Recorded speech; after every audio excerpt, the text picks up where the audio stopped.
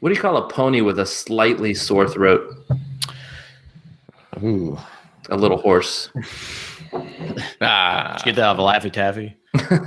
No, it Dad jokes. was on a Tootsie Roll.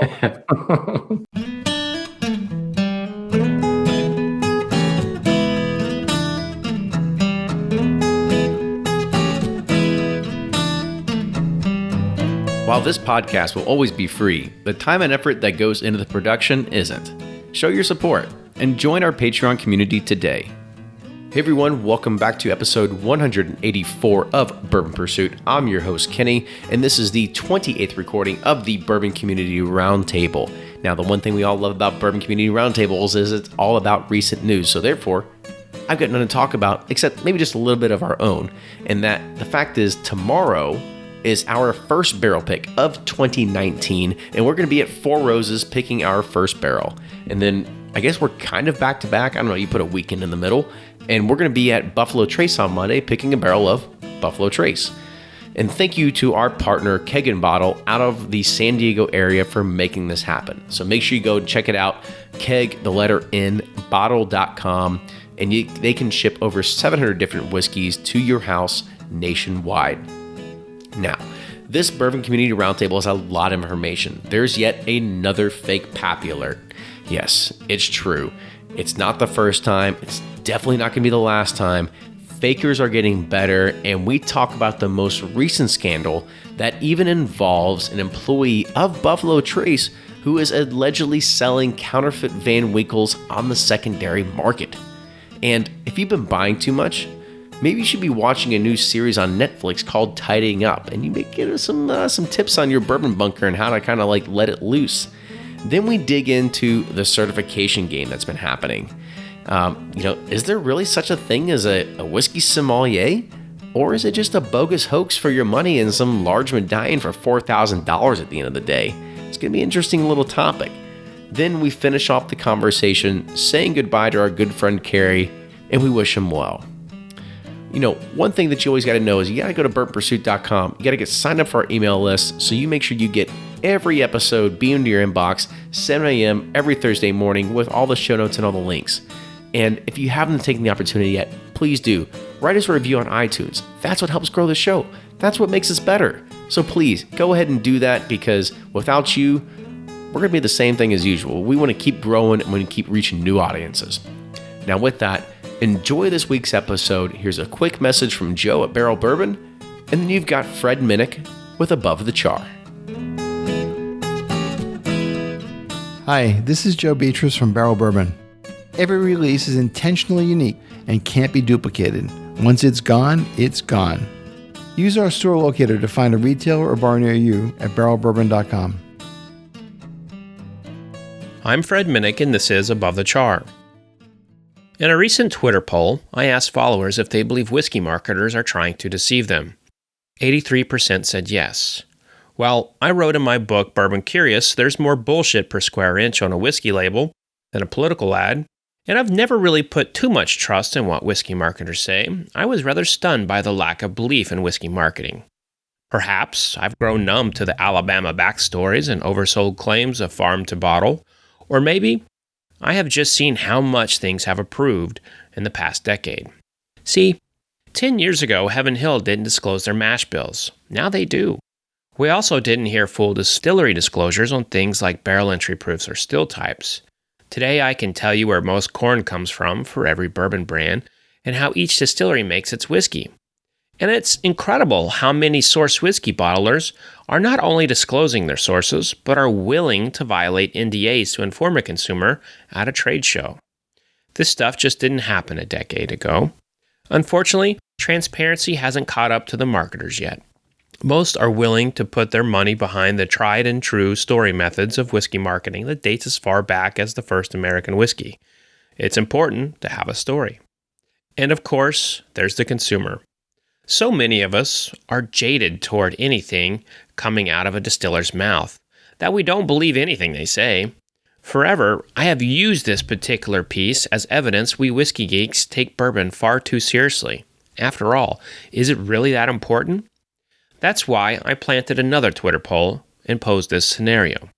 You've got 5 minutes to jump on a boat to save your life and your family's, and you can only take one of the following. Which are you taking?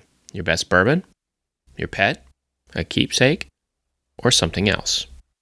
61% said the pet, and in second was something else. Bourbon came in a distant third with 16% of the vote. So, while this is certainly not a scientific poll, it gives me hope that we still have our priorities right. Now, if you'll excuse me, I must take my 11-year-old dog, Remo, to the vet. She's my baby girl, and I have to make sure she's feeling well. And that's this week's Above the Char. Make sure you're following me on Instagram and Twitter at Fred Minnick. That's at Fred Minnick. Until next week, cheers.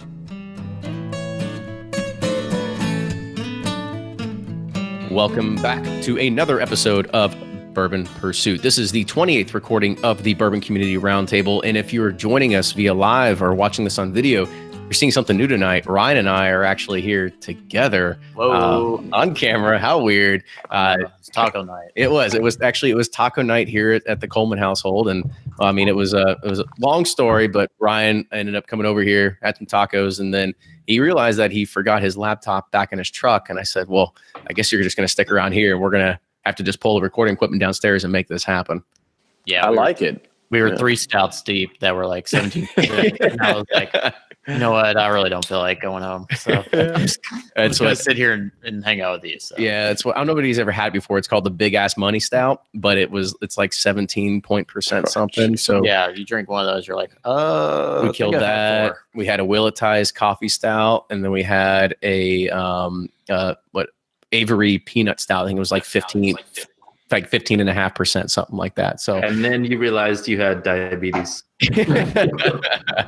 well, then and a buzz. then we said, hey, when we go downstairs and start drinking some bourbon and start recording, that's a great idea. Oh, there we go. That's like, settle it down. That's how mistakes are made right there. All right. So Fred, how you doing tonight, bud? Pretty good. I'm hurt a little bit. Didn't get the invite here from you two boys. No taco night for Fred. Yeah, no taco night. You're too far away. You're like in Oldham County. Well, I sent some text earlier to Kenny tonight, so I think they might be finding a way to boycott me. So Yeah, I don't think so. 6 months has been too long. Fred, you're welcome at any taco night at my house. I don't know why they didn't. Actually, you know what, Blake, I appreciate that. I bet your driveway is not as hard to get up as Kenny's. Oh God, it's impossible. Every time I'm pretty sure I'm like, I'm gonna swipe. Whenever my Uber driver was backing out, he almost went into your neighbor's house, like pulling out of your driveway. I'm like, I can only imagine this in the snow. This guy's having trouble, and it's pretty good weather out today. Yeah, it's funny. Hard driveway. I parked up top and I had to Lauren was pulling in, and I had to guide her into the driveway because it's so tight. But yeah, it's an interesting driveway. Yeah, You can almost pull into your neighbor's living room there, that one spot with the window. Yeah. Just want to. if you go fast enough, it could be dangerous. I agree with that. I think we should talk about Kenny's driveway all night. It's really interesting, Yeah, I think there's better things to talk about than my driveway. So with that, let's go ahead and go around the table because that's typically what we always do. Nick, let's go ahead and start with you at Breaking Bourbon. All right. Well, I'm Nick, one of the 3 guys behind BreakingBourbon.com. Check us out online and social media, Facebook, Twitter, Instagram, Patreon, all at Breaking Bourbon.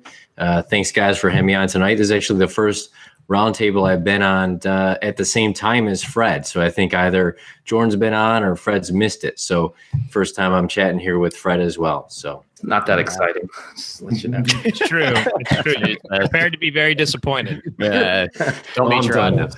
There you go. Never meet your idols. That's probably what they say. So with that, I'm going to go. Blake, go next. Yeah, is my mic a little bit better? You're good. No. That's good, Echoey. I don't think it's your actual mic that's connected. It's okay. We'll have we've got our new person on staff that can cut this Yeah, out. she loves editing. Lauren's gonna hate me. She works by the hour, so it's gonna work out great. If you want to try to fix it real quick, that's fine. Yeah, is that better? No. No. Check your cog and see if it's actually picking up the Yeti or not. How about now? Well, it's got to be the Yeti because I'm not in on anything else. I don't have headphones in. I got to go get those. You know what? Better? We'll make it Just work. keep going. I think we're okay. I'm going to go grab headphones after my intro. So, all right. I'm Blake from Bourboner. Yeah, this is the 25th, 27th roundtable in a row. 28. We're getting up there without missing one. So the Brett Favre of the Bourbon Roundtable. So you can find me at bourbonr.com. Twitter, Instagram, Facebook. Facebook group is that's probably the most lively, and then also now on YouTube. So check out the YouTube page and subscribe if you get a chance. And buy a bunch of rum off of his website too, because that was another thing that kind of happened this past few weeks. Was Fred actually named one of the rums that you carry one of the best rums in the nation? He did. He named Richland rum, which was a barrel pick I did from them. It was cask strength. It was, I think it was just over 5 years old, and about 5.5 years old. And they do it in a very, I hate to say whiskey style, but they're going into new charred oak. They're aging at a fairly lower entry proof, no sugar added, no dosage, all of that stuff. And Fred named it American Rum of the Year, so I was pretty excited about that.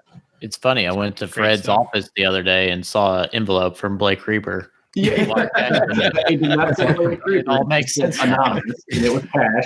And Ryan, you have no idea the kind of shit you could get us into by saying that. Jesus. I know, but we do have to say is that even though we are all a tight knit, we actually have a lot of our own things going on. It just happens to all seem that we just sort of intertwine a lot. But I can preface that by saying I honestly had no clue. I think Fred sent me the link the night it went out, and that was the first I heard of it. So no funny business, but the bottle is available at sealbox.com. So that's SEELBACHS.com. And then if you just search for Richland, it's the cask strength version. I think it says bourbon or pick or something like that. So I was very excited about that. I remember tasting that, for the first time, and it was just, it wowed me. But there's such a growth in American rum right now. It's very, very exciting. So, I think a lot of the craft bourbons have struggled. There's only a handful that really, kind of stood up and kind of taken the lead. But in rum, there's many coming off. Richland's right up there. Yeah, Richland's up there, and if nobody's ever checked out, Highwire does their Low Country Agricole, which was, I tried that a couple weeks ago, and it was really good. So that's another really interesting one that I'm pretty excited about. Cool. Oh, so with longest intro ever. I know, really. We're still doing the intro. Kerry, would you like to go ahead and give your biography while we're at it? Sure. This is Kerry from Twitter. And we'll get to that later, but the blog formerly known as Suburbia, SUBOURBIA.com, awesome archived content there you can check out. Going forward, you'll find me always on Twitter at @bourbon_gamer, and that's going to be my home from now on, forever and ever. Amen. RIP. All right. So the first topic tonight is something that we've discussed on the podcast a lot. We've talked about it on roundtables before. And this is just understanding what happens in a market where there is a lot of more demand than there is supply. And of course, if you're watching this, you might see some of the bottles behind me of just Van Winkle. It is a name that gets a lot of attention. And when something gets a lot of attention, people are going to try to figure out ways to go around the system. They're going to try to figure out ways to try to game it and make it more beneficial to them. So this past week, I have to give a shout out to Adam Hers as well as Alex Ennis, who did a lot of the legwork and actually trying to figure out where this is coming from. So one of the biggest things that happened this past week on Facebook, one of the forums in the secondary markets, was trying to figure out where are these counterfeit Pappy Van Winkles coming from? So there was a lot of investigative work that happened, and shout out to those two guys that actually did a lot of it. I talked to one of them offline. There was weeks that were spent actually texting these individuals, trying to dig into it, doing just grunt work, and then also even going as high as contacting the manufacturer and Buffalo Trace in this regard, and trying to get to the bottom of this. And So I'm going to give you just some of the highlights of this and just kind of what you can point out here. So some of the main points we look at. So there's a gentleman, he is an employee of Buffalo Trace, and he has been discovered as selling fake Pappy Van Winkle. Evidence shows that he was actually buying empty bottles, which he resold 3 days later, full, sealed, and quote-unquote new. Now, Buffalo Trace and Sazerac has been notified and says they will investigate and take action if warranted. However, denies that any involvement was actually done in refilling. So this case actually took an enormous amount of time from these two individuals to figure it out. Some of the basic details of actually how they got there, or the source of two counterfeit bottles were actually exposed in another underground secondary group. However, I believe they were found off of off of eBay. So when they found that, the two bottles in question were a Van Winkle Rye as well as a Van Winkle 23. And from there, it kind of went on and on and on and talked about how, it was a he said kind of where is this going to be in regards of what is, really who's telling the truth or who isn't. These are all alleged, by the way. This is nothing that is proven in courts or anything like that. So we can't say that anything is actually true or it's false. This is all just allegations at this point. But this kind of goes on to the next thing is to kind of lead in Fred, because he did a little bit more digging, got a response back from Buffalo Trace on this matter. And Fred, I'll kind of hand it over to you as well. Well, they confirmed that they knew about it and that, they've been down this road before. They didn't, we didn't go into this with them, but they've been down this road before. Buffalo Trace has been also one of the preeminent leaders in trying to stop like secondary activity. And, their statement is quite a bit more detailed than what it was when they gave me a statement for the previous Pappy High. So I'll go ahead and just read that verbatim.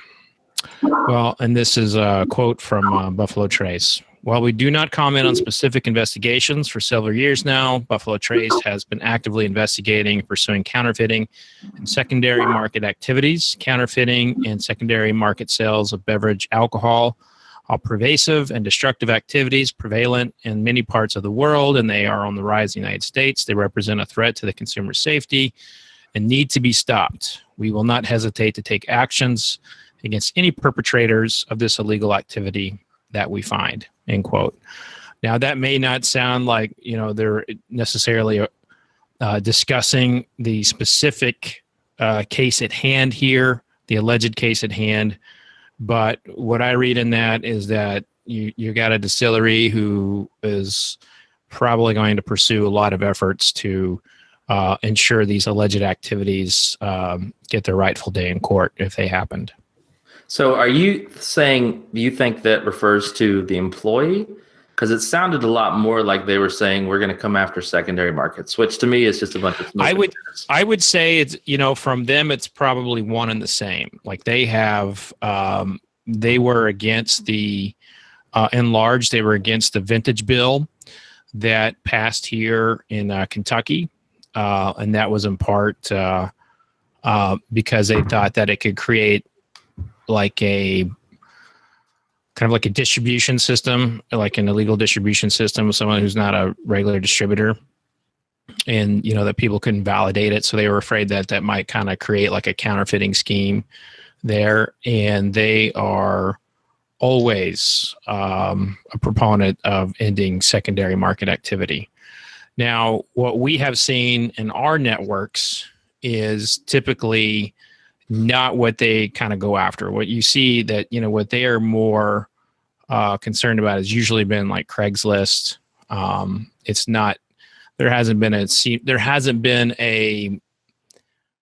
from the distillery community, when it comes to the enthusiast group like us, they're not necessarily as concerned about that as they are Craigslist and, non-enthusiast secondary groups. And what happens here is anytime you have somebody who hurts the community and does things outside of enthusiasm, and they counterfeit it and they cheat the game, it really ruins it for us all. And if any of us here allegedly use the secondary market, that is. Oh, come on. What is But, never never seen it. Never seen it.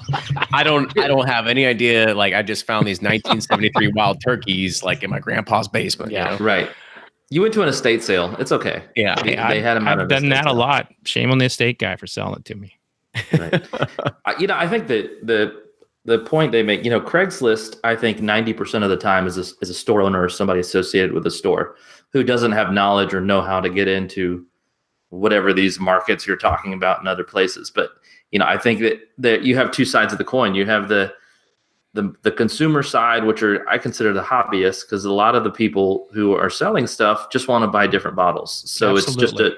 it's a reinvestment into a hobby. It's not so much a dirty practice of, I just want to make a bunch of money, and then put it all in Bitcoin, like some other people I know it. But Somebody I know. I think there's two sides to it. There's that, and then you have people who are legitimately in the business of just making money, purely money from it.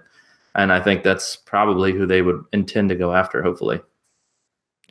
Well, this all goes back to everything in alcohol always goes back to prohibition. And when legislation hits alcohol, it typically takes the worst thing that happened and they punish everybody, for it. And so, the arguments from the distillers are the secondary market is bad because they're not legal sales of alcohol, and that could lead to another prohibition of sorts. It could lead to, some kind of federal governance that they don't want.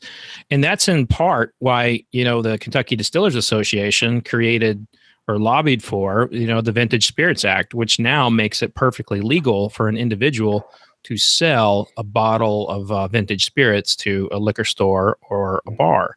What do they call vintage, by the way? Vintage really just means it's out of gray. distribution. So they don't have there are restrictions on there, like you can't sell more than 24 bottles in a year. But, in terms of what is vintage, it just has to be out of distribution. So like you can't sell your Maker's Mark, for example, that you bought 2 years ago because it's still in distribution. But the idea is it's not going to hurt the traditional channels. It's not going to hurt the traditional retailers, and they're going to keep anybody from getting big. That's exactly right. So you're going to open up the market and try to bring it out of Craigslist and out of those areas, and hopefully into people's hands that have some way to judge whether or not it's legitimate whiskey. Well, that's right. And in North Carolina did the same thing, but the federal government, the minute that Kentucky passed this law, the federal government issued a response saying that it's still in violation of federal code. And right now, the Kentucky and North Carolina are still kind of operating in the same manner that Colorado is with marijuana. Right. So we're still in some gray area. And, in Ohio, there were a dozen people who just got arrested for selling things like Pappy, and I think there was some vodka sold too. People were just regular people selling stuff to someone else off of Craigslist. But that was the Ohio. Yeah, that was Ohio. That went after that, right? That was you see the control states do this. Like Pennsylvania will do it every year. Ohio does it every year. So if you live in a control state and you're selling alcohol, to a if you're a non-licensed person with alcohol and you're selling it, you're doing it at a great risk because they pay a lot more attention. It's almost like they want to make an example of somebody once or twice a year too in those states. That's just the unlucky person that got caught. Yeah, that's everybody that's doing it. That's exactly what I was going to say. It wasn't actually an example made of somebody, or is it really a crackdown? Because in my opinion, I don't think it's slowing anything down. It's just that they were just the unlucky people that day. I don't think anything's actually slowing down this particular trend in the market. And oh, by the way, it's funny, like these same states that arrest people for selling it, they conveniently lose 2 bottles of Pappy every single year when it comes to selling it. when you know damn good and well it went into a senator's pocket or something. Well, yeah, Ohio does shady shit anyway. You know the Old Weller Antique price increase? Allegedly. It's confirmed by Buffalo Trace, right? $49.99 across the country. Well, Ohio has said, "F you, we're charging $29.99." Somehow, they're getting away with only charging $29.99 because it's a control state, and I guess they can set where they want. So now. Well, technically, they can set whatever they want no matter what, because the manufacturer can't set the pricing. But still, how do you? Wouldn't you pay more for it though? If the MSRP goes up, what I can't figure out is because I'm sure it's going into distribution at a higher price. How they're just saying, kind of screw you. We're going to lose money on this product. Here's how much we don't care. That's about a simple this. case of they're probably sitting on product that was left over from, so the price increase is connected to the most recent distribution. So I doubt Ohio is going to stand by that long. They probably just have a bunch of extra Weller. Yeah. So here's a good point that was brought up by Mash and Drum here on the chat. Mash and Drum, what up? How about it? And they said that Ohio, the reason they did it is because their reasoning is that it hurts small liquor stores, and saying that 90% of stores will never see a bottle because of the secondary. Do you see this as true or not? How is that possible? Doesn't it have to go through them first ultimately? I mean, I would think a lot of these small stores might even be the ones that are, some of them, putting it on the secondary in the first place, or working with somebody or getting it to somebody who they know probably will. No, I totally agree. I don't understand how that would affect it, but I don't know, the whole Buffalo Trace coming down on it. It's, and I know we kind of mentioned the guy here earlier, but I kind of think back, who was and Fred may remember this, whenever there was the big Pappy heist, there was some like middle school principal whose name got thrown into the news because he had walked into a store and asked for Pappy Van Winkle. Well, then the next thing you know, like security footage is getting posted of this guy. Yeah. And basically all he had done was walked in and said, "Hey, do you have any Pappy Van Winkle?" The store owner took it as, "Hey, I have a bunch to sell." And somehow this guy gets his name dragged through the mud. So you kind of don't want to see that repeat itself with some of these fakes that are popping up until it really is confirmed. So was that his story, or was that the... No, that was the actual truth. It came out, he was like, "Man, I'm just hitting stores, seeing who has it." But with this, it does feel a little bit different because there's like, eBay records of somebody buying an empty bottle. But at the end of the day, there is no good solution. This got posted in the Bourboner group, and some people are like, "Oh, just shut down every secondary market." Well, I mean, I don't want to see that. I've purchased really old bottles that, a bottle from 1948, I have no other way of getting that bottle aside from some of these enthusiasts. Do I want to see each bottle of Pappy Van Winkle getting turned around and flipped in a car on Craigslist? No, I don't want that either. But at the end of the day, I mean, I think Buffalo Trace has a lot of bigger fish to fry. Now we'll see if they come out with something like what's not the REFID chips, but like the Counterfeit. I know there's some strips and stuff they use. I think it's Macallan in the Scotch that uses them, that they can kind of use those. But I really just think Buffalo Trace wants part of this to just go away and not be an issue when we talk about the percentage of sales that these bourbons are to Sazerac as a whole. They want to. Yeah. When the last Pappy heist happened, I was covering that, and I remember, at that point in my career, this was all, I had left. I just gotten to that point in my life where I was really over Iraq. For those who don't know, I'm an Iraq vet, and it took me some time to really get over that. And I was done with my investigative reporting days, and I remember covering that, and it was like my bourbon innocence was lost because the guy, child pornography came up in the case. And when that happened, and there were steroids, and there was all kinds of different things, that these people were just criminals. And so we have to look at this as like, we have to take away the fact that this is our love, this is our hobby, this is the passion we've come to know and love, and just realize that it's money for people. And when you have money, you're going to have crime. And, I just urge everyone out there to not get down on this, to not give up on bourbon, and just get off of these groups and to move on to something else, because the passion is still there. You just got to realize that when crime happens, criminals commit them, not enthusiasts. Yep. Yep. You got to find the rotten egg. People chase money for sure. You look at, that's a good point of just criminals. They don't care whether it's pappy, whether it's wine, whether it's whatever it is. If they can make an extra dollar, that's all it comes down to.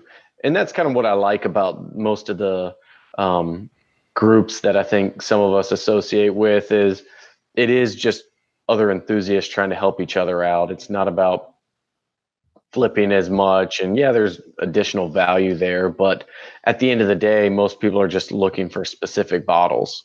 I love your points about it. I disagree a little bit because I think it's kind of exciting in the bourbon world, right? We got drama going on. We can talk about it. It brings us together, and we get excited, and we post about it on the forums, and we follow it, and we eat our popcorn and do our gifts and everything. And we do like our drama, don't we? It's like watching Days of Our Lives. Yeah, I don't think it's like watching a car crash. And you're like, well, I can't turn away now. Right, and as long as it's not affecting the majority, if it's just affecting a minority, it's a little bit of drama here. You can't make a rule for a few. That's what I've learned in life is like you're always gonna have a few idiots out there. You can't make a rule for the few f-ups out there. Yeah, and you can't what is it? You can't make or you can't police morality, or what's the saying by like Plato or something? You can't legalize morality. No. It's something you got really deep with this right there. Philosophy roundtable. No matter what, people are going to find a way to skirt around the system. So I don't know. I bet my last point on that is I think it does teach people to be a little bit more careful. I think to get comfortable. Yeah, and you got to be careful with stuff. I think that's where I was thinking too. I think, you can get caught up in the excitement, and, you got to remember, if you're looking for something like Pappy on the secondary, there's a chance it may not be real. There's a chance there's something else going on there when somebody on the other side of the transaction could be making a lot of money. You don't know them. You're in a illegal market to begin with.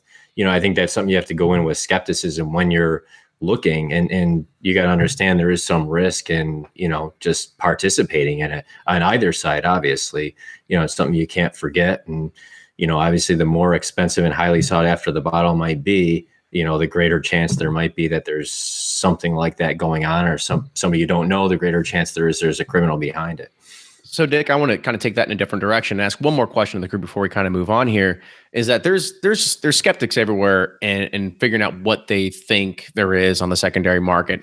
And there's one person out there that, he always says, like, I bet that over 50% of the Van Winkles on the secondary are all fakes. No, I am very, very much against that, saying that, like, if it's anything, it might be less than 2%.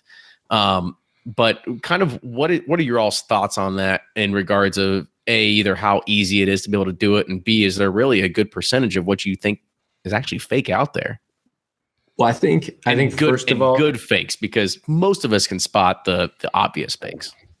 I think the volume of fakes like that, relatively speaking to everything that's going on through the retailer channels, even though it might be to specific people and lotteries and things like that, is small to begin with. So I think you're dealing with a relatively small market as it is. So you're going to take that relatively small market and make it even smaller in that scenario, because now you've also got something where somebody is actually bottling something else and packaging it and doing more with it. And how many people are going to actually turn that into a business versus one or two bottles? That's the question too. How many can you get away with?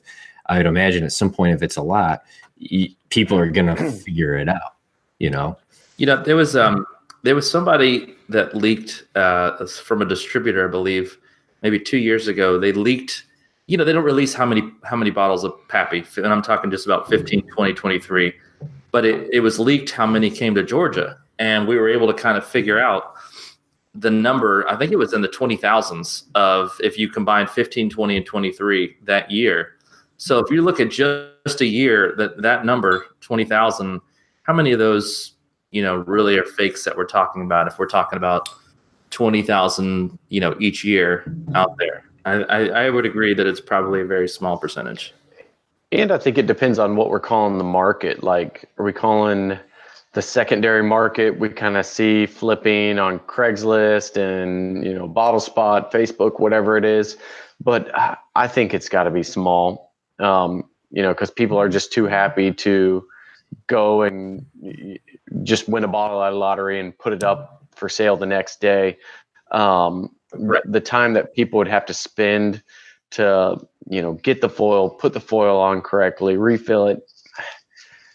Maybe it's naive, but I still think we're talking about maybe 0.5% at most, assuming kind of there's that 10 to 20,000 bottles floating around any given year. I don't think I've even seen a fake bottle. Like, I would want to see examples of what the fakes look like to be able to tell what the difference is. I mean, is it color? Is the color the difference? No. So I've seen two in the last month or so. One, it was a Van Winkle rye where the color just looked off, and then they were able to trace the bottle back to an eBay sale of an empty bottle. And then same thing with a Pappy 23. The color wasn't off. Actually, everything looked perfect on the bottle, but they were able to trace back the bottle code to an empty sale on a 20 or on an eBay bottle. But I've seen people on a 23 year. This was a couple of years ago where they did that, but they actually tried to just change a letter just a little bit, like make an E and A or something. And you could kind of tell, but I mean, honestly, aside from opening it up, who knows what they put in it, but I would have never guessed it. And I get a lot of messages from people like, hey, is this fake? I'm like, man, I don't know. Cause I don't want to point you one way or the other, cause it looks good to me. I'll tell you that, but that's not to say it's not fake. So I mean, interested. Yeah, I think there's something interesting going on in the chat that, somebody bring up the point of we're talking about total percentage that are fake, but what about the percentage that are specifically on the secondary? What percentage of what's on the secondary do we think is potentially fake? Well, I know the secondary market in China is 100% fake. I'm still interested. What is the secondary market you all speak of? Oh yeah. I don't know what we're talking about. It's where those National Distillers bottles from Old Granddad you keep making me buy come from. Oh, yeah. Okay. Well, keep it up. I will tell you, our site was picking up analytics in China for a while, a couple years ago. Almost all our pages gleamed over with extra stuff in the name of the URL, and then suddenly it all disappeared. So we think what happened is somebody grabbed it, forgot to remove the analytics, and then realized at some point. So pretty certain there's a Breaking Bourbon China going on that we don't know about. Can we have those guys on? Can we have them on for a special roundtable? So imagine this scenario, like the Pappy 23, a guy gets on and he says, I want Pappy 23. I'm buying 10 bottles. And he ends up having a wedding. And let's say 5 of those bottles are fake and 5 aren't.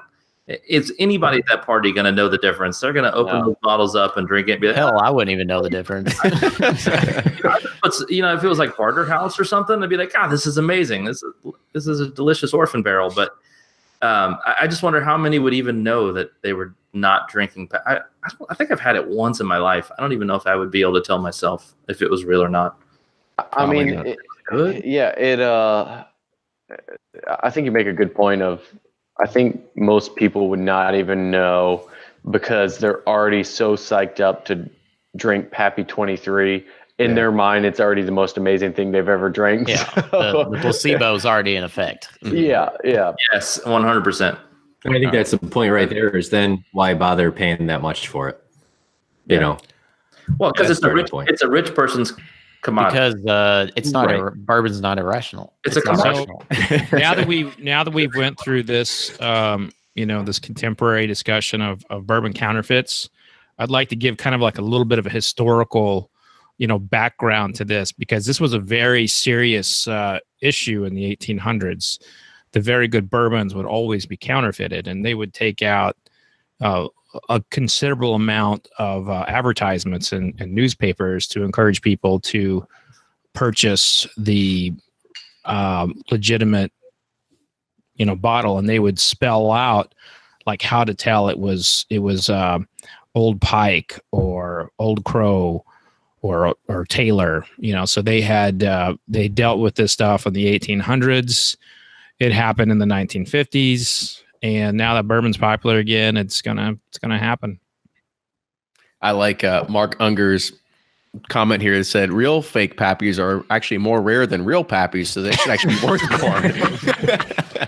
Yeah. But with that, I think that's a good kind of way to kind of wrap this up in regards of this segment, and just to make sure that everybody knows as a PSA that this actually it's a real thing. If you have empty Van Winkle bottles, just destroy them.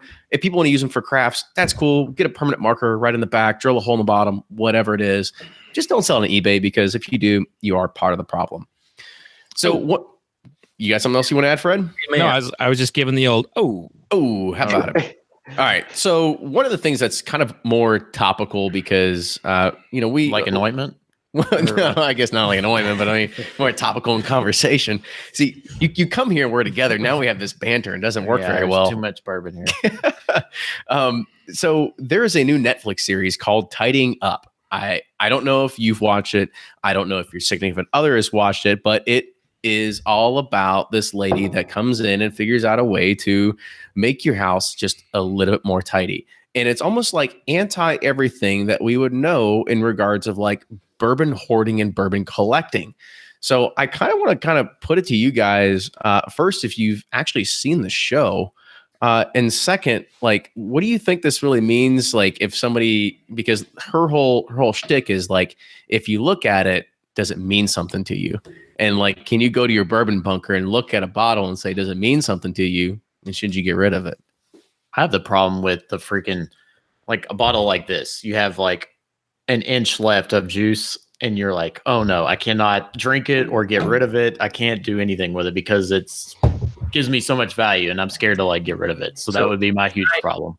I started a system probably about 2 years ago where I have a couple bins, and then I have shelves, and then I have a thingy over there, and then there's some more over there. But of the bins, there is one bin that I consider the not sale bin and mainly it's single barrels. Like, I want to be able to have one pick of each really good single barrel that I know that I'll never get again.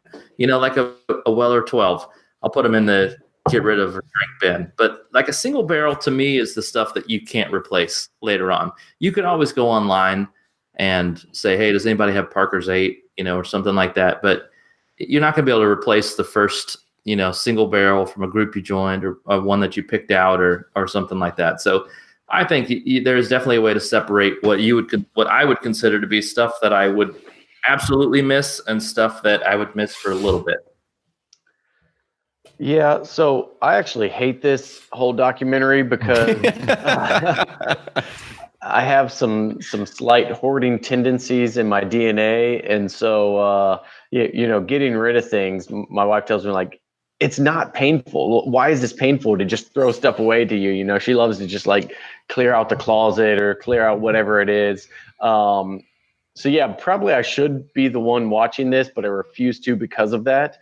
It's just one of those things where, she makes good points, like, what does this really mean to you and that kind of stuff. And to me, it's memories. It's, hey, who did I drink that bottle with? Hey, who did I, what did I buy that for? A special occasion. And I have a hard time just getting rid of stuff. So I think it was maybe it was 2017, I tried to do like a no open New Year. So just drink through bottles that were already open. And then like 2 months in, I'm like, well, I'm just burning through too many bottles. I'm just going to keep opening new stuff and pushing these to the back of the cabinet. So like most resolutions. Yeah. It didn't go too far, but that's one I just have a hard time with. And it probably says something. We moved recently, and So just not even like the majority of my bourbon is at my office. Went, you know, those. His Reed's been way gone now. Yeah, the Reed's been gone for like 3 episodes. New Year, new Blake. Yeah. So the majority of my bourbon's at my office, and then so what was left at the house, we have it all packed up, and it's like 6 of these big plastic bins for clothes just filled with bourbon and whiskey bottles and everything. And my wife looks at it and goes, I want you to look at this and tell me this is reasonable and rational for one person to have. I'm like, you look at it and you're disappointed. I look at it, I'm pretty impressed. I think a lot of people would like to come hang out over here. Show her her shoe collection. And say, are all these necessary? That never works for me because she goes, all right, I'll go get rid of all of them. And then she'll just go buy new. I'm like, no, that's not how this works. Wait. Yeah. But no, there should be some method to the madness, but with for sure. But I guess another question I'll feed to you all is that, we see it all the time. We see it all in the groups, and people say like, "Oh, bunker clearing event," like blah, blah, whatever. Like, is this a like a justification for it, or is that just another bullshit excuse because you bought too much stuff and then you just realize, well, I've got nowhere to do. No, I've got nothing to do with it. I'm not going to drink it. I might as well just unload it. I don't think I don't ever feel like it's too much that's never going to get drank. I think the expanding collection is fine. It's that much more to choose from with people. I mean, a bunker clearing event, I think, is just an excuse to get together and drink bourbon with people for fun, which always not a bad thing. Yeah. Always a good thing, right? I mean, whatever excuse there is, that's a good thing to do. I feel like I've gotten hangups with some bottles with finishing them. In fact, the first thing I had, not because of this topic, but this Blanton's from 2013. It's just something I haven't really had in a while, and I just did the last pour of it tonight. I wasn't particularly saving it for anything, but kind of just happened to notice it was getting low, and I thought, oh, it looks like one pour left in there. I might as well drink that. I guess the idea being that there's all these new things with bourbon. The whole thing is about the single barrels and the unique limited release. And you can look at it, and I'll look at my collection sometimes and say, I kind of have a story with almost every single one of these where they either changed the label or they had an age statement and now they don't have the age statement, or, the juice is different now, or whatever the case might be, that you can look and make up something for it. But I think at some point you got to just kind of let that go and say, there's always going to be that. And then there's always going to be the new ones that are coming along. And the whole point is really to drink it and enjoy it. So see, that's why I try to tell Kenny every time I come over here. It's like, let's open up something. Come on, man. So you say that, and I've got an antithesis to that. Drink. I got an antithesis to that because Nick just told us it took him almost 5.5 years to kill that bottle of Blanton's right there. So what's a good time limit to have on an open bottle then? Well, that's because I have so much open. If you can replace it. I got too much open. I can't do them that quickly. And we have so much bourbon. Everybody has so much bourbon. We have ridiculous amounts of bourbons that if we cut it all off now, we would be fine till we got old age. I mean, I have so many bottles everywhere, all over the house, but yet I'm still, oh, look, a new barrel came into town. Let me buy 5 of those. We have so much bourbon, but we're always afraid of missing out on that one special pick. We're like, down the line, we're going to be in our deathbed. We're like, man, if I had just gotten one more of that Bourbon Crusaders or that, that Bourbon Roundtable Buffalo Trace, life would have been complete. And it's like, it doesn't matter. We're just drinking good bourbon whenever we drink, and that's all that matters. We just can't get that part in our head. My problem is that I get that taste of a good bourbon, and I want to drink the whole damn bottle. That's the problem. So I end up hiding it from myself, and then I see it later, and so good bourbon, man, is when you get it. Yeah, I know I lost the camera. I can't get it back on. Yeah, I sent him a text message. I kind of like this new Terminator look, though. I see that. That's an old army photo. Am I bald in it? Is my head shaved? No, you have some hair there. I see some hair. No facial hair though. Tonight's I'm going for another pour. I'm going to find a bottle that I can kill on this round table. So that's my goal for tonight. Blake, is this in honor of me? Yes. I pulled out the new glasses for you guys too. Kerry, everything tonight is about you. Look, these are brand new glasses I got for you guys. Aren't they sexy? Yeah. So as we're talking about just this and how we're drinking a lot of stuff, and the thing is, a lot of people look at us and they call us, and I hate it. I hate it when people call us influencers, because at least Ryan and myself, I don't think we hate to be called influencers. It's just because I don't know how we got there, but people do. But however, there was a good article that came out from the whiskeyjug.com today, which we're recording on Monday. So when you hear this on Thursday, make sure you go check the show notes. But in short, it actually talks about what is the definition of a whiskey sommelier. Now, a whiskey sommelier, and this is the TLDR version, is actually a term that doesn't exist. The only reason it does exist and I'm taking it directly from Josh Peters' website here, and exactly verbatim what he says, is a term that's made up by some marketing folks in Texas who run a thing called the Wizard Academy, aka the Whiskey Marketing School. Now, it's not endorsed or accredited by any reputable association nor distillery. It has zero associations with any actual court of master sommeliers. And to become a whiskey sommelier, all you need to do is pay $4,000 and attend a 2-day course. And with that, you need, exactly, I mean, it's a fantastic deal, but you need zero prior knowledge of whiskey. It is a quote unquote certification that you buy and obtain in a weekend, and that you do not actually earn over years of work, and that takes studying like a real, I guess you say, wine sommelier.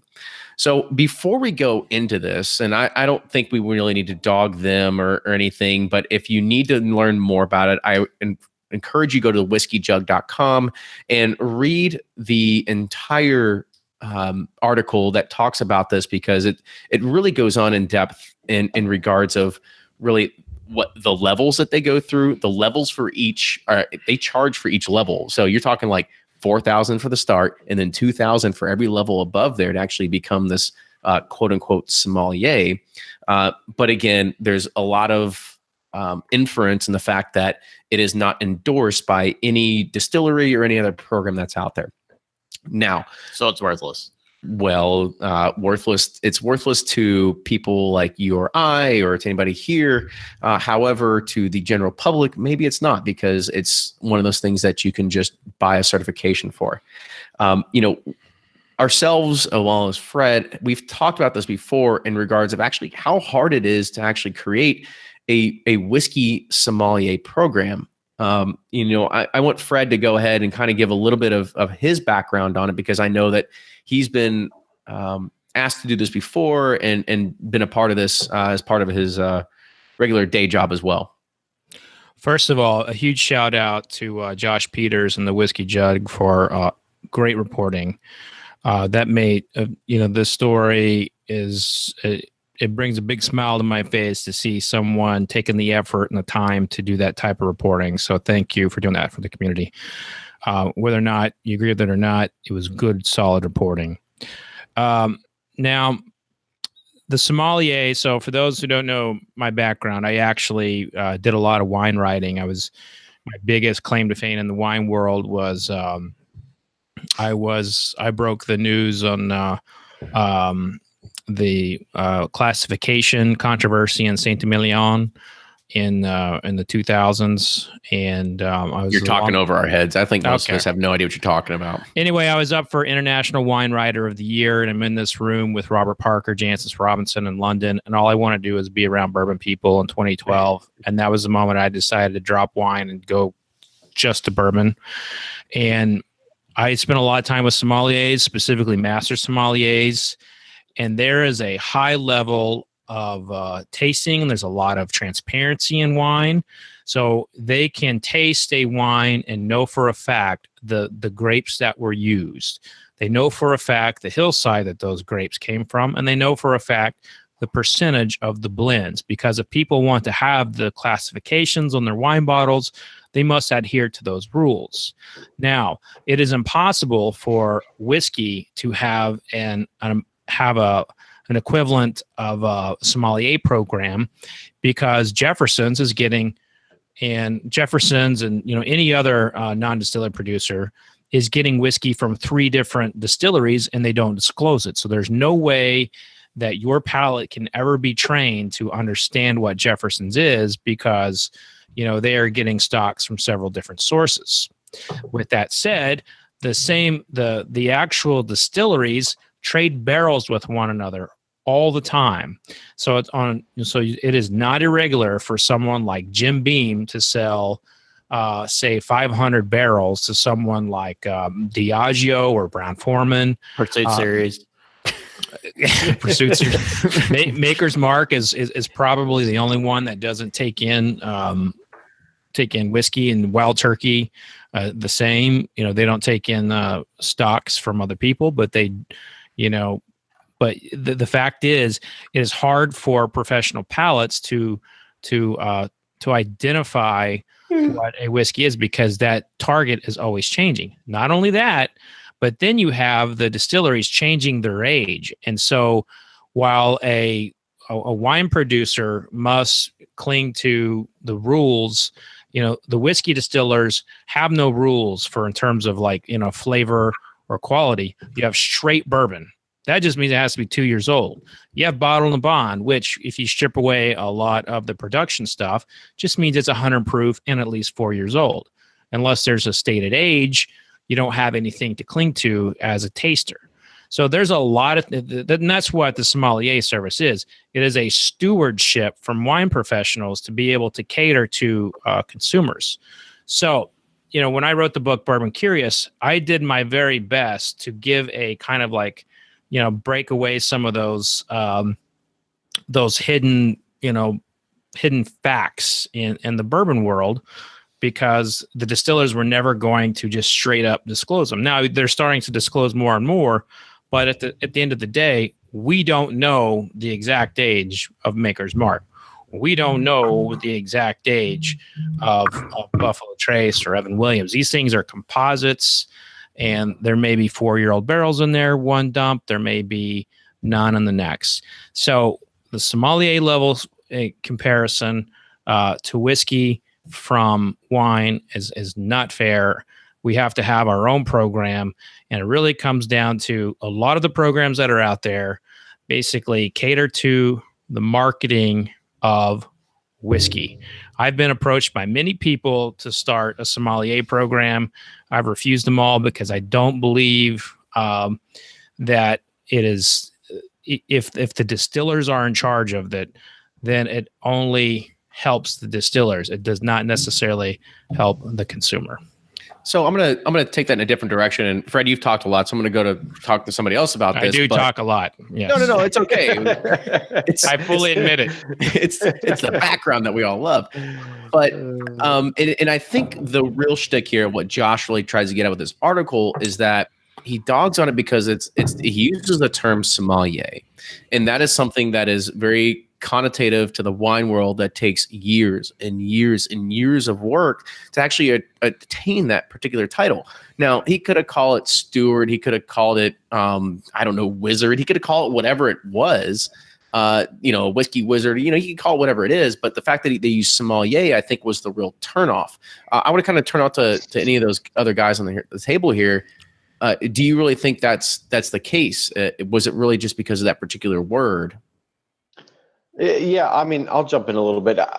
I think from their perspective, that's a great word to use because it does have that correlation with what people are thinking and going to the program and why it should cost $4,000. But, and I think I put this in our group chat when we were talking about this show of, I don't know if we need that in the bourbon world. Like, nobody's going to high-end restaurants saying, hey, what bourbon should I pair this with? Hey, what, kind of that whole cultivating the process.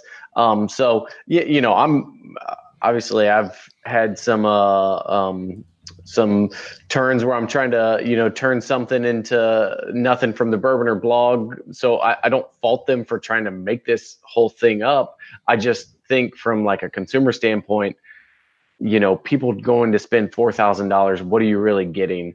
Like, are you trying to get a job in the industry and that's why you're getting this? Do you work in a restaurant or a bar and that's why you're going to the program? So I kind of just look more at the motivation for people who are going to these programs and what it really does for them to, I assume in the wine world, if you have the sommelier designation, that does help you get better jobs. That does help you move up in bar programs and move to higher end restaurants.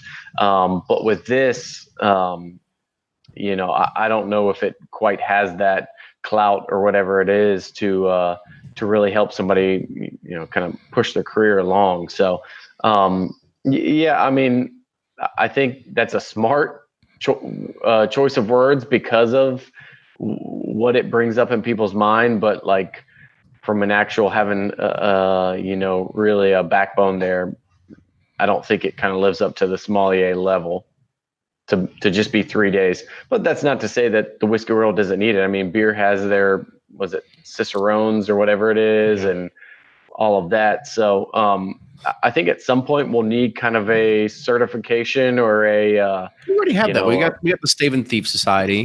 There's a few other ones that are out there already. So it might just be yet another. This is completely separate from Stave and Thief. For some reason, in my mind, I was thinking it was something similar. No, because this is based like Stave and Thief here in Louisville. This is based out in Austin, Texas. So it's just a geographic location of the difference of where it's at. I just asked the question in the chat. I was wondering if anyone knew how many people earn that title each year. I may have missed it or just don't remember it from the write-up. I know this, that when people wear that medallion at events, it feels a little. It ends up becoming a Flavor Flav conversation. You know, those things.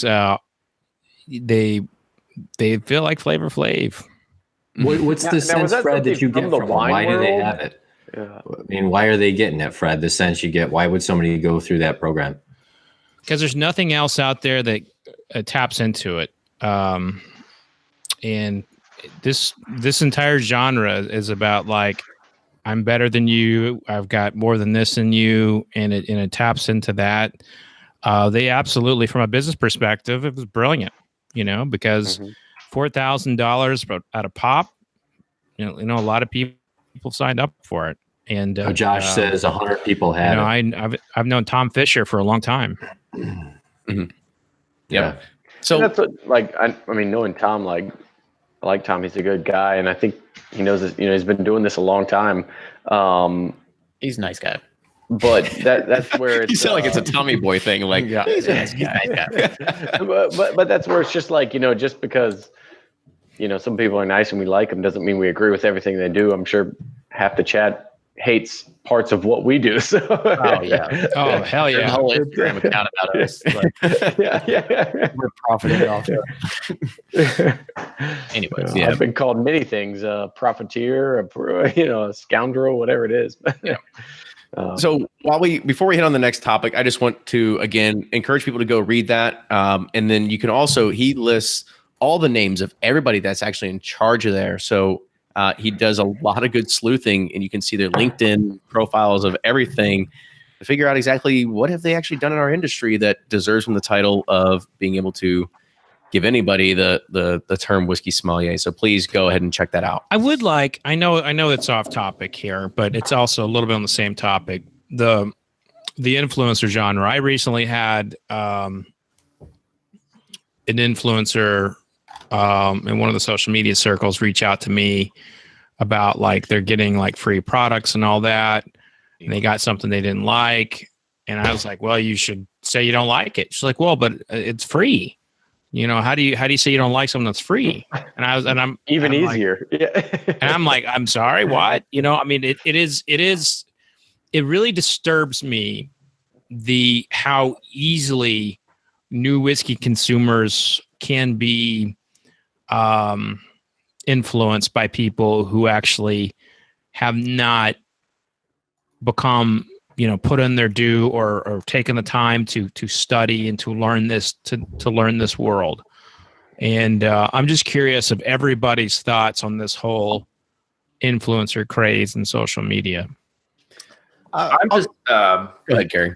Taking pictures, smiling in my last. Wait, are you looking off in a distance with a handbag and rolled pants? I'm trying to get capture this moment. So I'm print screening and saving the pictures. So y'all keep talking. I just want to let you know if you see me smiling, that's what I'm doing. So when I think about it, it's an easy target for somebody to try to get into this and do something. I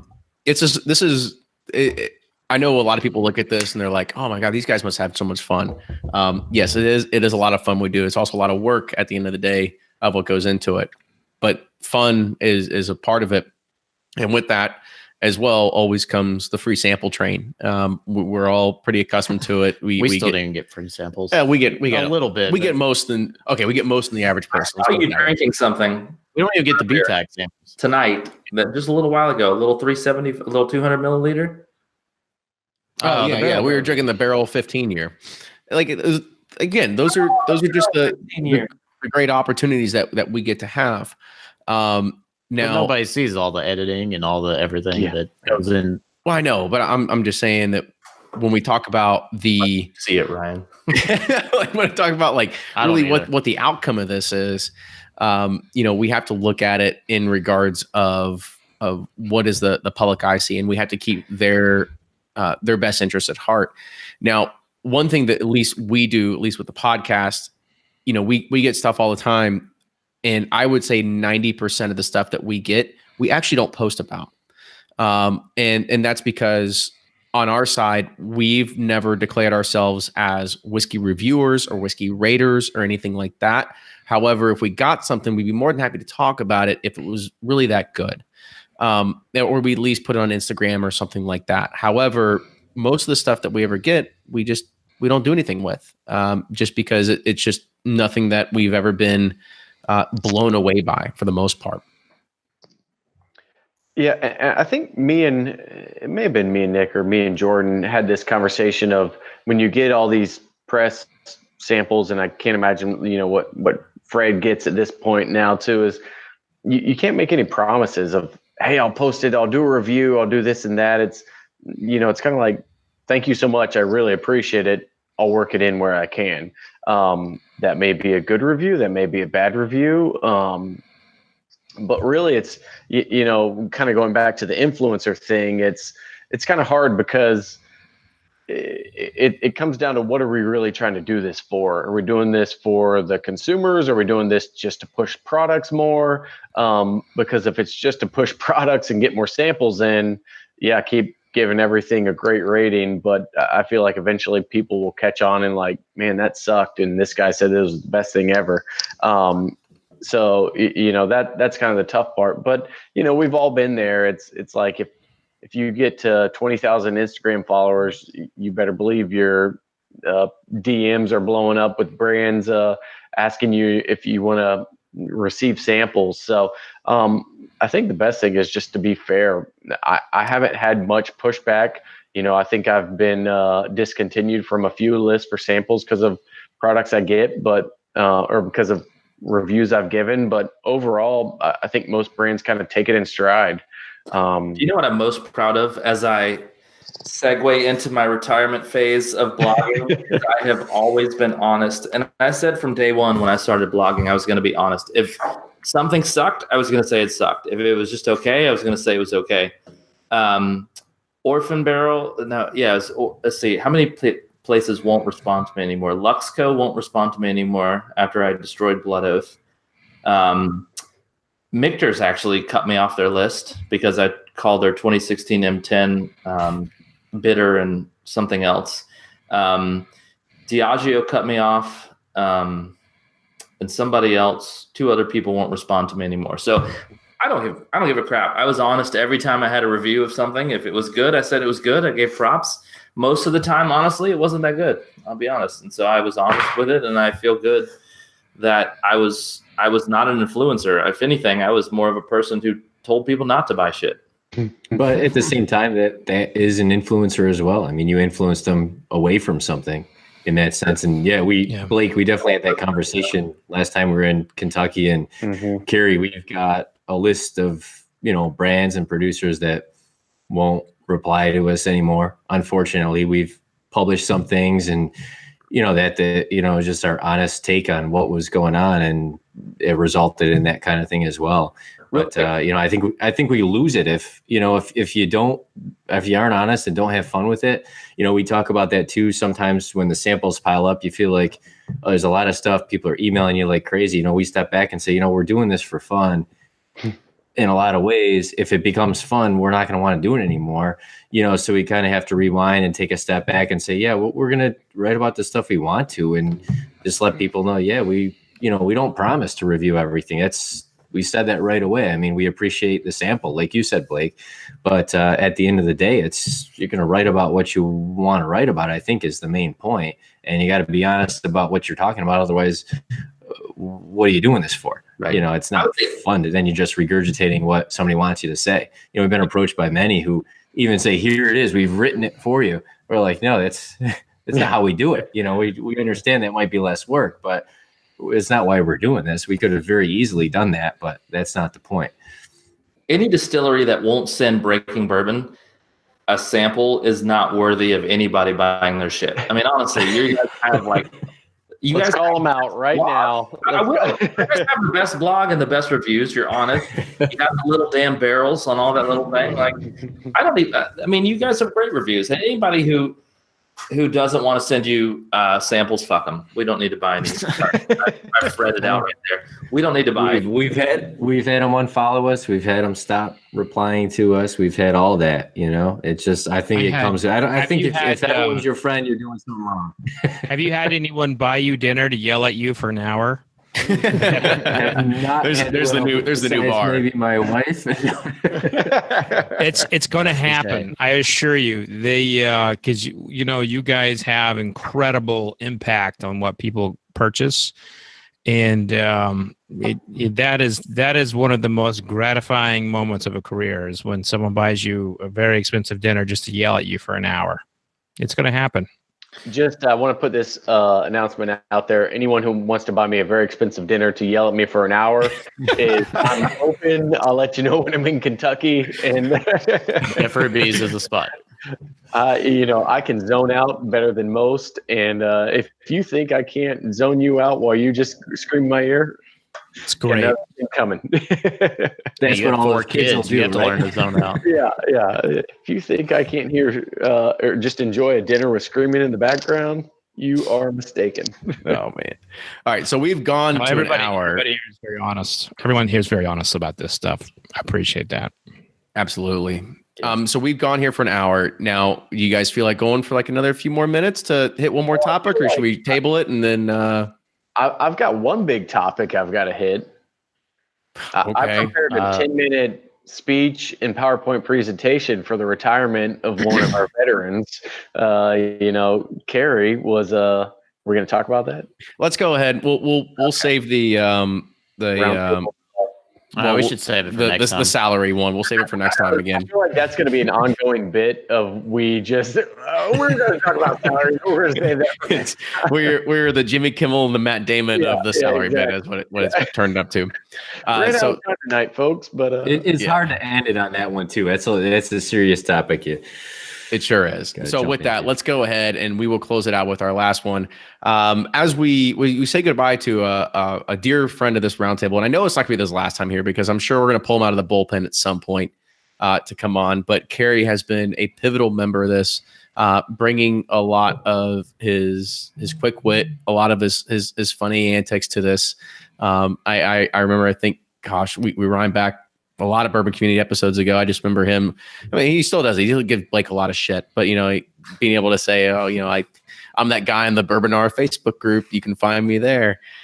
So Kerry, I want you to kind of go ahead and take it for a second. So I realized, I think last month that this just the whole bourbon hobby itself to me in terms of blogging. And this is not that big of a deal, but I think just being prepared and knowing what's going on just kind of became a burden for me and was not as fun. And, honestly, you guys are flying high and I'm just sitting here with my ass on the ground, comfortable. I mean, I'm comfortable. The ground feels great, but you guys are all soaring. And I think it's time to just sit out a little bit and maybe get inspired to write again at some point or get inspired to talk again.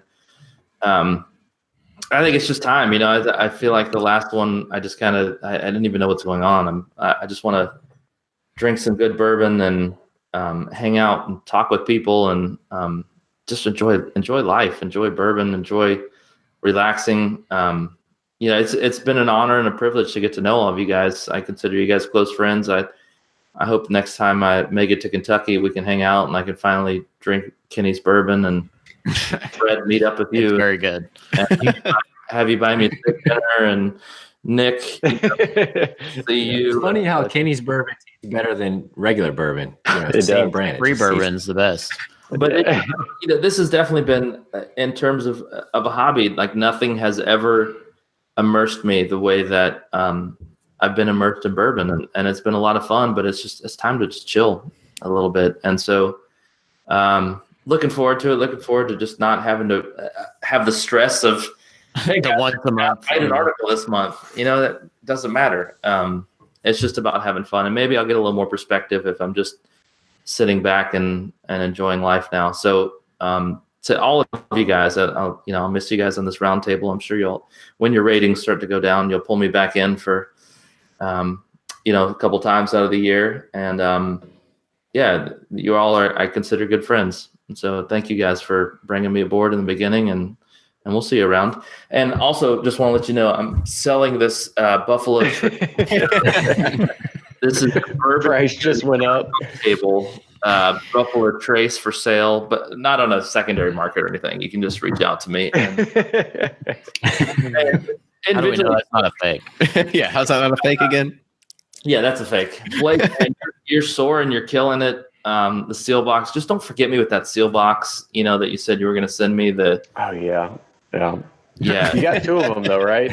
You got two of them. I got to get you the other one. Yeah. Okay. If you want it back, they're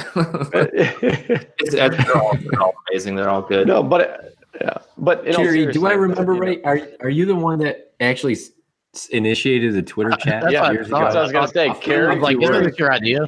Started this whole thing off. Yeah, it was definitely Kerry's idea in the very beginning. He's actually the one that got us all in a group chat on Twitter.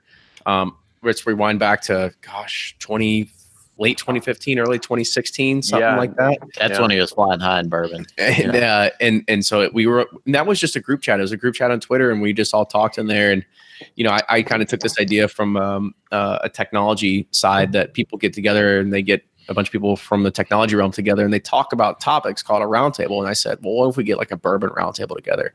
And that's kind of how all this was born. So, Kerry was definitely a pivotal person and even making that happen.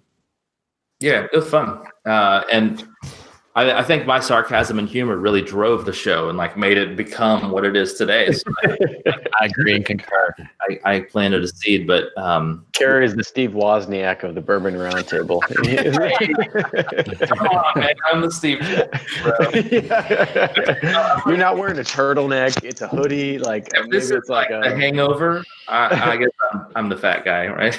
It's kind of like a Mark Zuckerberg vibe you got going on right now. But seriously, all you guys are amazing. Fred, even getting to know you, just the small podcast that I've done has been a privilege and an honor, and hope to meet up with you someday. I meant what I wrote you privately, so just remember that. I appreciate it, and in the picture that you sent me.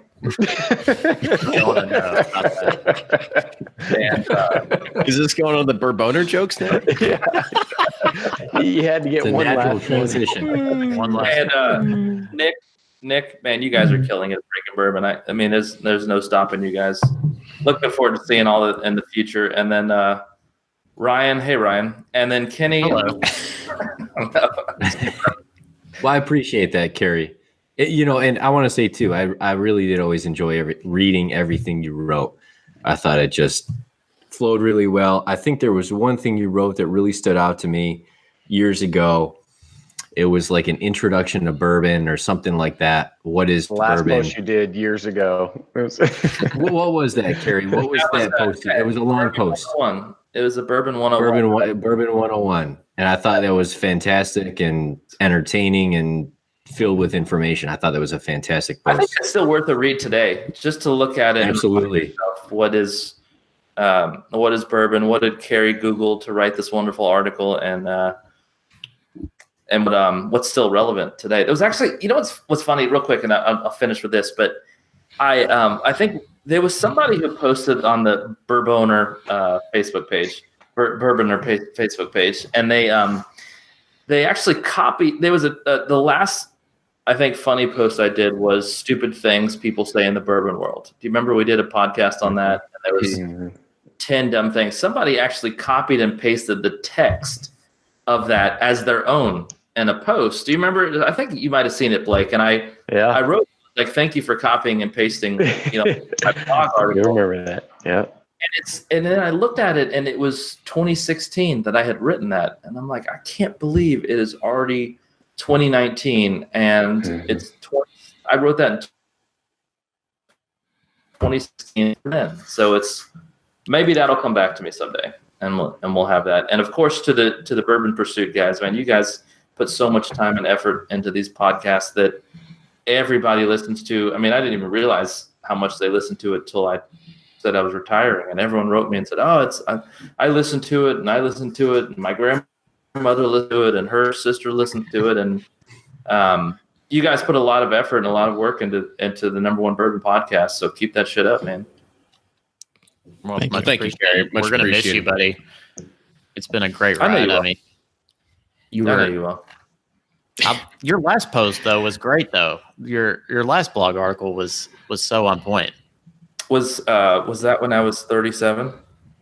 I don't remember what that one was. Oh no, but Blake, do you need to kick off your PowerPoint presentation?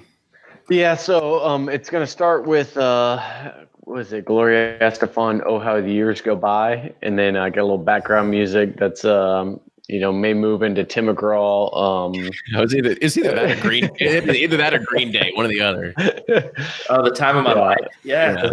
You get me. I hope you had the time. I could just do it acoustic if that works for everyone for just a quick 5 minutes. Oh, great. No, that was it. I just wanted to talk about. I mean, really, Kerry's the one who started this thing off, kind of kicked it into gear, and love him or hate him, Kerry's been a big part of this podcast. It's always funny. Kerry gets, I feel like, the best reactions from people, because I'll get an email from someone who says, "Man, love y'all. Why does Kerry hate Bourboner so much?" Like, well, he's just kind of joking around. Like, and then he hate himself so much. Yeah. Like I'm sure he's in the Facebook group somewhat, but he's not in there all the time. Moderate. Like, hey, did Kerry delete my post? I'm like, he's not actually a moderator in the Bourboner group, but you could make him. That'd be really fun. That should be the next gig. Yeah. All right, fellas, it's been real. It's been fun. I appreciate it, and He's got spinning class to get to. I do. I got to get these muscles. I got to get this bell down. But I'll stick around. But just want to again say thanks and appreciate everything. Well, again, thank you so much, Kerry. And one thing I forgot to talk about, at the top of this was, Brian is not here tonight because his father passed away this past week. So condolences to Brian. And, he'll probably be on here again in a few weeks. But with that, I want to go ahead and kind of we'll close it with that. I know it sounds like a down note, but, we had a great podcast talking about a lot of different topics from the fakes to everything else. And so with that, I want to just go around the table one more time where everybody can find you and where you're blogging and you're drinking something tonight. Go ahead and tell us what you're drinking too. So Blake, we'll start with you. Yeah, so I'm Blake from Bourboner, and let's see, that's BOURBONR, and then sealbox.com. That's SEELBACHS. You can check out all the rum that Fred picked as the best American rum of the year, the bourbon that I believe Kenny picked as one of his favorites of the year, which was a new riff pick I did, the Sealbox pick. But yeah, just thanks for having me. It's always fun. I joke about being consistent with this one, but it's just one I never want to miss. So thanks again for having me, guys. Fred, Ryan, Kenny, always great to be on the Bourbon Pursuit podcast. Tonight I was drinking a mix of, I was drinking this new Bull Run. This is a Pinot Noir finished, 21 months in a Pinot Noir barrel, and then also a Blanton's from quality liquors or liquor store out in San Diego. So I thought you were going to kill a bottle tonight. I was trying to kill a bottle. This was the lowest bottle I could find. And I may die if I try to kill this bottle tonight. So, Kerry, we're going to kill a bottle the next time we're around. So, no, thanks again, guys. Awesome. Nick? Well, I'm Nick from breakingbourbon.com, one of the three guys behind the website. Find us online. Just a little note, release calendar. We got 2019 up. It's a little sparse right now, but you can circle back to 2018 as well. There's a link up to check that out. And we'll hopefully be filling that in a lot more as we go forward here. We some of you guys don't Sorry know to interrupt, this. but doesn't the government shutdown have a big impact on the it does. It's a little slow during this time. But so some of you guys don't know this. So we are in the process of completely redoing our site from top to bottom in a brand new brand new system. It's going to be a lot cleaner, a lot nicer than it is right now. It's taken us an incredible amount of time to do that. We're hoping to roll that out very soon. And, then we'll actually be able to spend a little more time on content. We've actually been a little slow on content. Like Adobe Flash or something? So all you tech nerds out there probably get that one, but nobody else. What does that mean? I mean, it's a language that nobody uses anymore. All right. Okay. It's cool. It's like hieroglyphics for technology. Sweet. So we're point being though that we're looking to do a lot of cool things in 2019, and that's going to kind of let us take away time. Stuff that's taking away time for that. We're going to spend more time on content and new things we've been wanting to do. But find us on Twitter, Instagram, Facebook, Patreon, all at Breaking Bourbon. And just want to raise a glass too to Kerry. It's been a lot of fun.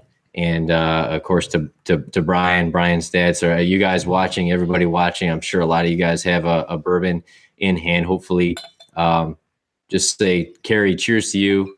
It's been a great ride. Hope to see you on here again. And I know Brian's not with us here for this tonight. I'm sure he'll be on the next one.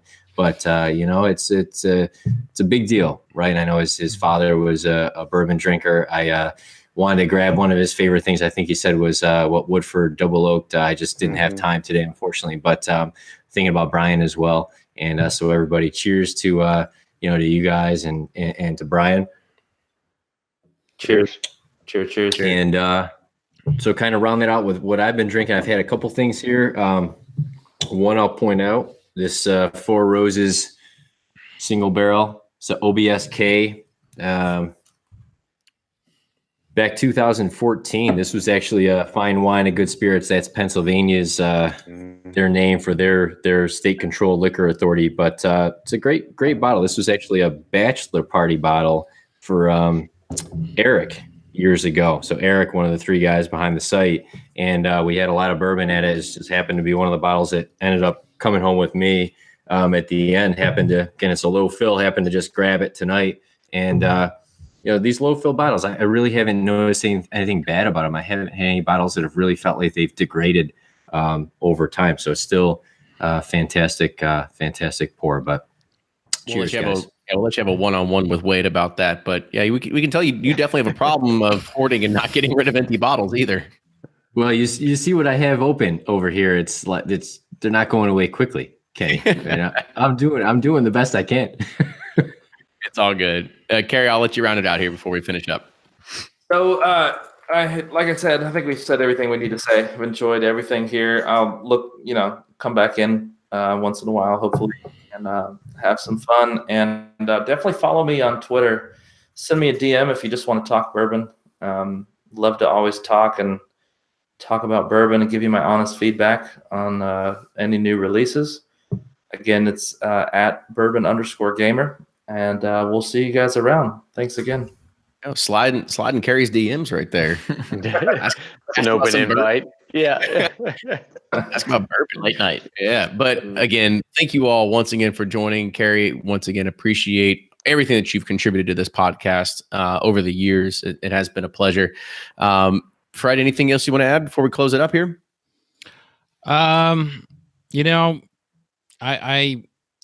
The not having Brian here tonight